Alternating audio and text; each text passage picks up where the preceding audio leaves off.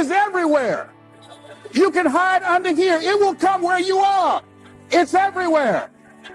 Viktor Frankl calls it unavoidable suffering. You can't duck it. But most people spend their life not wanting to deal with the pain of rejection, the pain of defeat, the pain of being disappointed, the pain of losing, the pain of failure, the pain of being criticized, the pain of not being liked, the pain. That's called life. Life is full of pain. It's everywhere. But guess what?